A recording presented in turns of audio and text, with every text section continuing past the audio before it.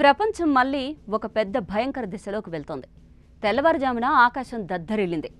తూర్పు దేశం ఇరాన్లో ఒక్కసారిగా ఆకాశం నుంచి మంటలు కురిశాయి.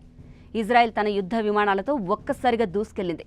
ఒక పెద్ద దాడి మొదలైంది. ఆపరేషన్ పేరు రైజింగ్ లయన్. ఈ దాడిలో ఇరాన్ గుండె బద్దలైంది. ఎందుకంటే ఇరాన్ ఆర్మీ నాయకుడు revolutionary guards chief Hossein Salami Israel దాడిలో చనిపోయాడు.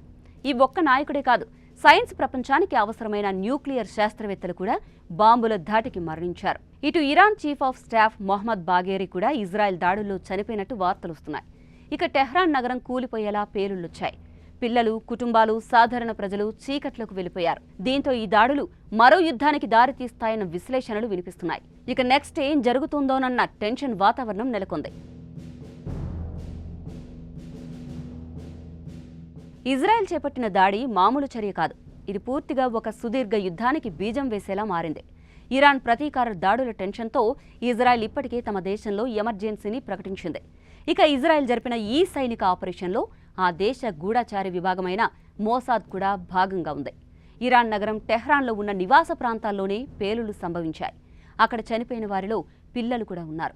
ఈ దాడులు జరగగానే ఇరాన్ వెంటనే తన దేశ గగనతలాన్ని మూసివేసింది.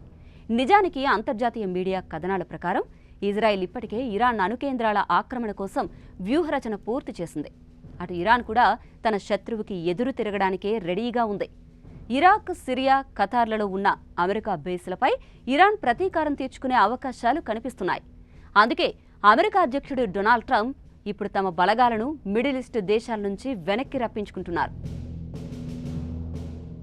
నిజానికి మధ్యప్రాచ్య భూమి ఎన్నో యుద్ధాలను చూసింది. ఇప్పుడు మళ్లీ అక్కడ మంటలు రగులుతున్నట్టున్నాయి. ఇదే సమయంలో ట్రంప్ తీసుకున్న ఈ నిర్ణయం ప్రపంచాన్ని షాక్కి గురిచేసింది. అమెరికా లాంటి శక్తివంతమైన దేశం పెద్ద కారణం లేకుండా తన ఆర్మీని వెనక్కి తీసుకోదు. అంటే అక్కడ పరిస్థితి చాలా ప్రమాదకరంగా మారింది అని అర్థం. ఇది సాధారణ సైనిక కదలిక కాదా? ఏదైనా పెద్ద యుద్ధానికి ముందు చేస్తున్న ప్రణాళికలో భాగమా? ట్రంప్ నిజంగా శాంతికి వెనకడుగు వేస్తున్నారా, లేదా దాడి చేయడానికి ముందు రంగం సిద్ధం చేస్తున్నారా? ప్రపంచమంతా అడుగుతున్న ప్రశ్నలివి. నిశ్శబ్దంగా కనిపిస్తున్న ఈ వెనుకడుగు నిజానికి యుద్ధానికి పడే మొదటి అడుగే కావచ్చు అన్న భయంతో ప్రతి దేశం వణికిపోతోంది. ఇక ఇరాన్ విషయంలో ట్రంప్ నమ్మకాన్ని ఎందుకు కోల్పోయారనే ప్రశ్న గుండెల్లో గుచ్చుకుంటోంది. అనేక చర్చలు, ఒప్పందాల తర్వాత కూడా ఇరాన్ యురేనియం అభివృద్ధిని ఆపేందుకు సిద్ధపడలేదని అమెరికా భావిస్తోంది. ప్రతి ఒప్పందాన్ని దాటేసి, ప్రతి మాటను చెరిపేసి అణు సాంకేతిక దిశగా ముందుకెళ్తున్న ఇరాన్ను ఇప్పుడు ట్రంప్ పూర్తిగా ఓ మోసగాడిగా చూస్తున్నారు. ఇప్పుడు మాటలు కాదు, చర్యలు మాత్రమే మిగిలినట్టు ఆయన కదలికల్లో కనిపిస్తోంది. అటు అమెరికా రహస్యంగా తన దౌత్య కార్యాలయాల్లో ఉద్యోగులను వెనక్కి పంపిస్తోంది.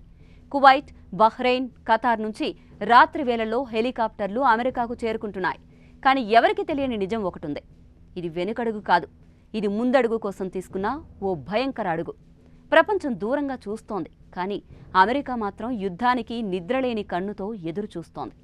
ఎక్కడ నిశ్శబ్దం ఎక్కువగా ఉంటుందో అక్కడే పెద్ద తుపాను శబ్దం మొదలవుతుంది. మరి ఈ యుద్ధ తుపాను ఇజ్రాయెల్ వరకు చేరుకుంటుందా, లేదా అమెరికా వరకు వెళ్తుందా అన్నది ఇరాన్ చేతిలోనే ఉంది.